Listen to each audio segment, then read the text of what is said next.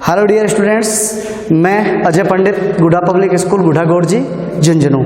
अब हम बात करते हैं कि पिछले वीडियो में हम सिलेक्शन के बारे में पढ़ रहे थे और वहाँ हमने क्या था कि समूह या मॉस सिलेक्शन या समूह सिलेक्शन की बात कर ली थी। ठीक है, अब हम आज सेकंड प्रोसीजर बात करेंगे क्या, जिसको हम बोलते हैं प्योर लाइन सिलेक्शन, या इसको हम क्या बोल देते हैं, शुद्ध वंशक्रम वर्ण कहते हैं। ठीक है, देखो शुद्ध वंशक्रम पहली बात तो होता क्या है ये समझ लो कि इसके अंतर्गत हम स्वपरागित प्रजाति, देखो अब स्वपरागित प्रजाति की बात करें कि अपने पास स्वपरागित होता क्या है कि माना ये कोई प्लांट्स है या कोई पादप है, अपने पास ये क्या है, कोई पादप है, और इस पादप में मान लो हमने देखा साहब क्या है कि ये एक विशेष पुष्प लगा हुआ है,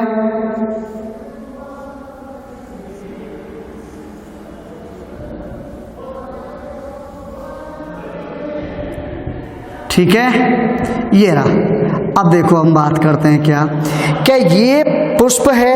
अब क्या हुआ कि इस पुष्प के परागकण इसी की वर्तकाग्र पर आकर गिरते हैं, तो इसी स्थिति को हम क्या बोल देते हैं, स्वपरागण। इसका मतलब जिन प्रजातियों में इस प्रकार का परागण होता है वो स्वपरागित प्रजाति होती हैं। समझ गए। अब देखो इस स्वपरागित प्रजाति में बाहर से कोई युग्मक नहीं आया है, परागकण इसी के थे। इसका मतलब इसकी सिचुएशन क्या होगी, हम बात करें साहब कि स्वपरागित है तो स्वपरागित प्रजाति है, उसका पादप की जो सिचुएशन होगी वो कैसी होगी साहब, समयुग्मजी। कैसे, देखो माना इसका गेमेट्स था, अंडकोश का ए, और इसी का परागकण इस पर आके गिरा तो ए। इसका मतलब इसकी जो संतति होगी वो कैसी होगी, ए। इसका मतलब दोनों जीनोटाइप या अपन बात करें दोनों एलील्स कैसे हैं, समान हैं। इसका मतलब ये क्या हो गया, समयुग्मजी हो गया। और तुमने देखा होगा हमेशा समयुग्मजी होता है वो शुद्ध लक्षण प्रकट करता है। मेंडल वाला चैप्टर पढ़ा होगा, और मेंडल वाले चैप्टर में पढ़ा होगा कि जब हम कैपिटल टी लिखते हैं तो इसको हमेशा क्या लिखते हैं, शुद्ध लंबा। लेकिन यदि हम यहाँ पर कैपिटल एंड स्मॉल कर दें तो इसको हम क्या बोल देते हैं, अशुद्ध लंबा। इसका मतलब ये विषम युग्मजी है। ठीक है, तो स्वपरागित जो पादप प्रजातियां होती हैं उन स्वपरागित पादप प्रजातियों में पादप होते हैं वो कैसे होते हैं, समयुग्मजी लक्षणों वाले। समयुग्मजी मतलब ये, और इन समयुग्मजी लक्षणों वाले होते हैं तो इनके द्वारा हमेशा उत्पन्न जो लक्षण होंगे वो कैसे होते हैं, शुद्ध लक्षण होते हैं। समझ गए ना। अब इन शुद्ध लक्षणों वाले पादप में से भी हम श्रेष्ठ लक्षणों का चयन करते हैं। कैसे, देखो कि इन शुद्ध लक्षणों वाले जो पादप होते हैं इनमें ज्यादा विभिन्नता है, जेनेटिक विभिन्नता नहीं पाई जाती साहब, आनुवांशिक विविधताएं नहीं पाई जाती।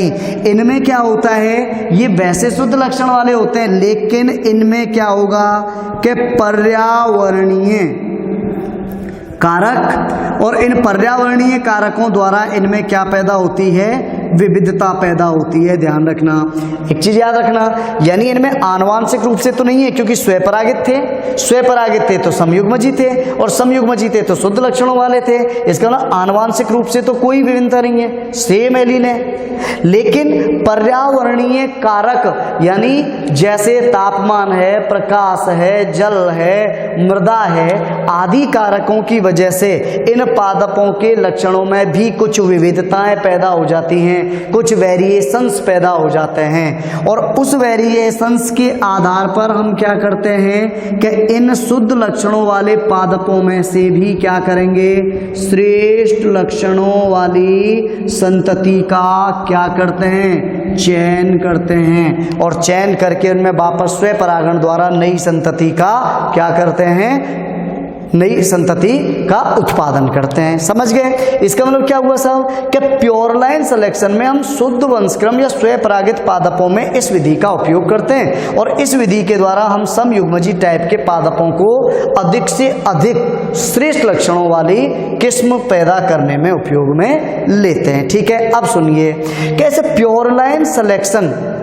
का प्रोसीजर क्या होता है, विधि क्या होती है। तो अब देखो हम इसकी विधि की विस्तार से वर्णन करेंगे। देखो अब प्योर लाइन सिलेक्शन का हम क्या करेंगे, देखो ये रहा प्योर लाइन सिलेक्शन का प्रोसीजर।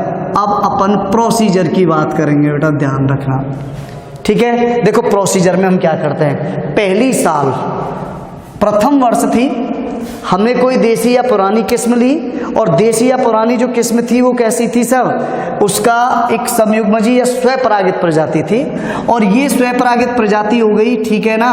देसी या पुरानी किस्म स्वपरागित थी। अब इसमें से हम क्या करेंगे, हमने पहले ही बताया था कि प्राकृतिक कारकों के कारण विविधता पूर्ण समष्टि थी, और इस समष्टि में से हम क्या करेंगे कि 200 से 2000 तक, यानी ये समष्टि थी, इसमें अनेकों पादप उगे हुए थे, और इन पादपों में से हमने केवल कुछ ही पादपों का क्या कर लिया, सिलेक्शन कर लिया भाई। जैसे ये थे 200 से 2000 तक उत्तम लक्षण। अब सुनो, इन पादपों में क्या हो सकता है साहब, इन पादपों की लंबाई अच्छी हो सकती है, इन पादपों की परिपक्वन क्षमता अच्छी हो सकती है, इन पादपों के दाने अच्छे हो सकते हैं, इन पादपों की रोग प्रतिरोधी या कीट प्रतिरोधी क्षमता अच्छी हो सकती है। इन लक्षणों का या इन लक्षणों को आधार बनाकर हम क्या कर लेते हैं, आधार बनाकर हम क्या करेंगे, 200 से 2000 पौधे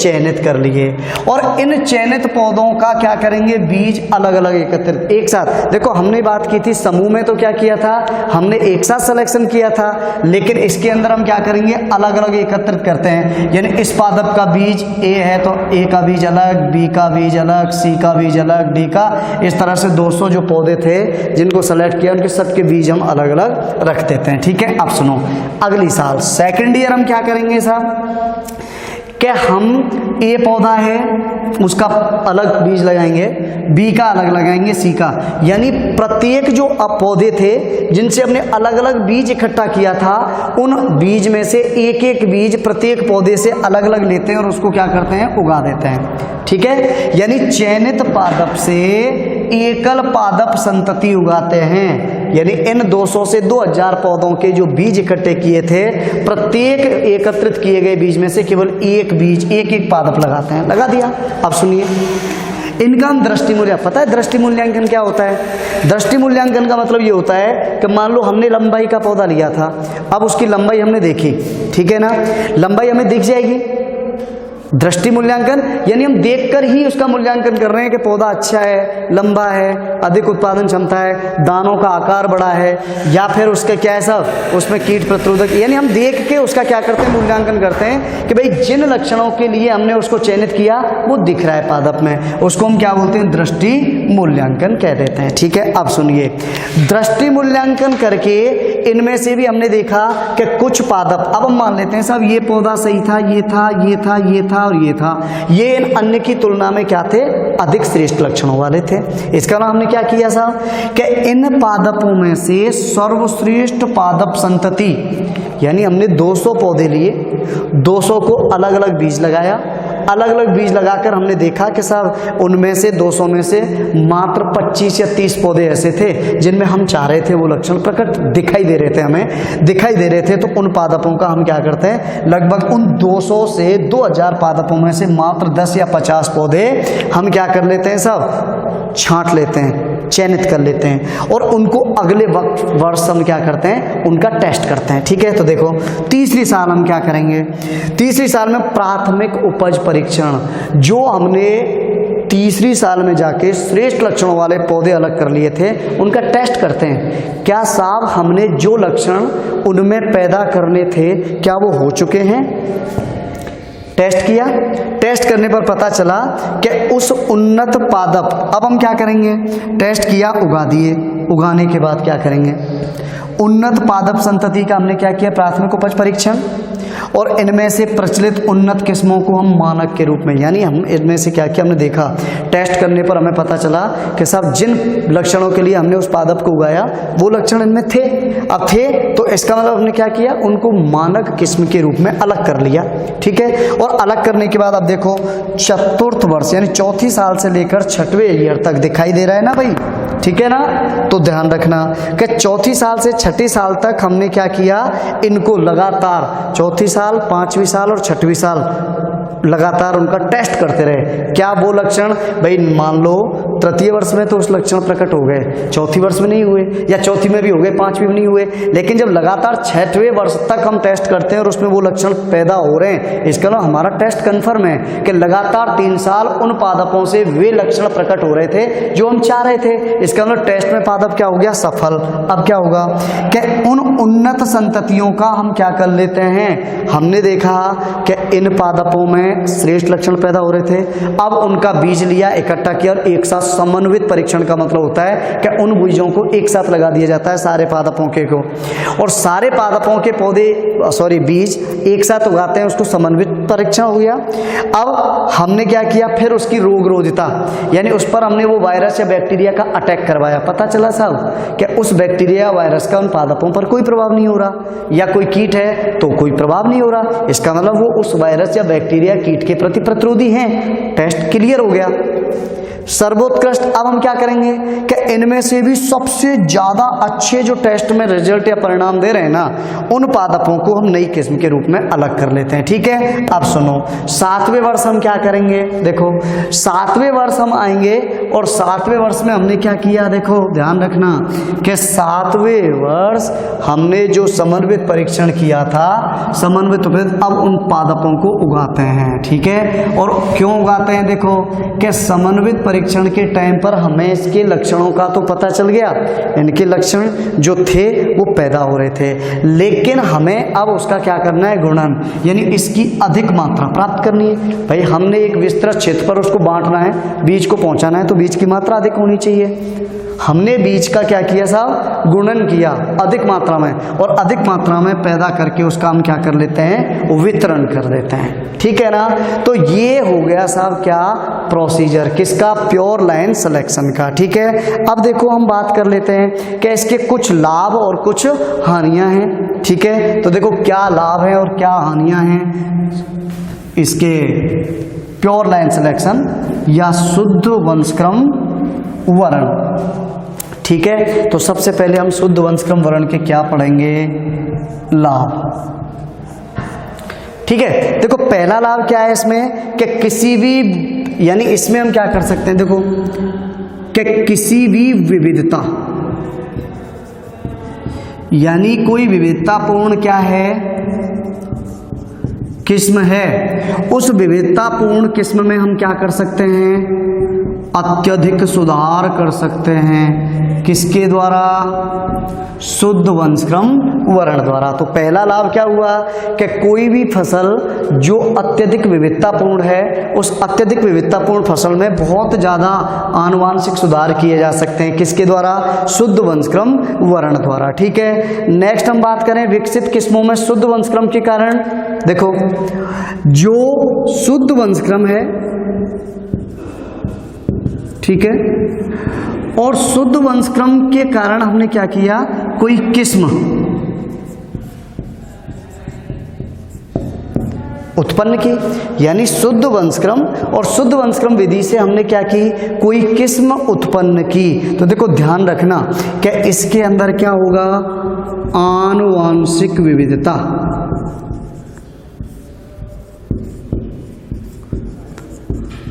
क्या होगी भाई, पूर्णतः अभाव होगा या अनुपस्थित। तो पहला लक्षण कि विविधतापूर्ण किस्म में अत्यधिक आनुवांशिक सुधार किए जा सकते हैं। दूसरा कि शुद्ध वंशक्रम द्वारा उत्पन्न जो किस्म है उसमें आनुवांशिक विविधता का पूर्णतः क्या होता है साहब, अभाव होता है। और तीसरा होता है कि विकसित यानी जो विकसित किस्म है, किसके द्वारा, शुद्ध वंशक्रम द्वारा विकसित किस्म को हम क्या कर सकते हैं, उपज परीक्षण के लिए क्या किया जा सकता है, आसानी से पहचान सकते हैं। देखो ध्यान रखना ये हानि थी किसकी, समूह वर्ण की, लेकिन यहाँ ये क्या है, लक्षण है किसका, शुद्ध वंशक्रम का। क्या कोई विकसित किस्म है ना, उसका हमने उपयुक्त परीक्षण करना है, तो उपज परीक्षण के लिए इसको आसानी से क्या कर सकते हैं, पहचान सकते हैं। तो 3 लक्षण है भाई इसके, या अपन कह सकते हैं सॉरी 3 लाभ है। विविधतापूर्ण किस्म में अत्यधिक आनुवांशिक सुधार किए जा सकते हैं, शुद्ध वंशक्रम द्वारा उत्पन्न किस्म में आनुवांशिक विविधताओं का अभाव होता है, और विकसित किस्म है उसके उपज परीक्षण के लिए आसानी से हम क्या कर सकते हैं, पहचान सकते हैं। 2 मिनट, ठीक है। अब सुनिए आगे की हम बात करते हैं साहब क्या, उसके बाद हम नेक्स्ट इसके दोष पढ़ लेते हैं, ठीक है। तो देखो पहली बात तो क्या है, क्या इसके हम दोष की बात करें तो इसमें क्या होगा साहब, क्या मान लो अपन ने बात करनी है कि कोई नई किस्म बनानी है, हमको क्या पैदा करना है, नई किस्म पैदा करनी है, किसके द्वारा, मूल किस्म से, ठीक है। जब मूल किस्म से हमें क्या पैदा करना है, नई किस्म करनी है पैदा, तो इस मूल किस्म से नई किस्म पैदा करनी है तो इसमें किसका होना आवश्यक है, विविधता का होना कंपलसरी है भाई, समझ गए। इसका मतलब पहला दोष तो क्या है, क्योंकि हमने पढ़ा था कि इसमें विविधताओं का अभाव होता है, और बेटा नई प्रजाति यदि पैदा करनी है तो उसके लिए विविधताओं का होना जरूरी होता है, क्योंकि विविधताओं के द्वारा उनमें क्या है, नए लक्षण पैदा होंगे, विभिन्नताएं पैदा होंगी, और जब कोई प्रजाति अपने मेन प्रजाति से डिफरेंट दिखाई देगी लक्षणों में, तभी तो वो नई किस्म के रूप में स्थापित होगी कि नहीं, ठीक है। तो पहला दोष तो ये हो गया। अगली हम बात करते हैं साहब सेकंड, के विकसित किस्मों का अनुकूलन, ठीक है। यानी ये मूल किस्म थी, ये क्या थी, मूल किस्म, और मूल किस्म से हमने क्या किया साहब, ये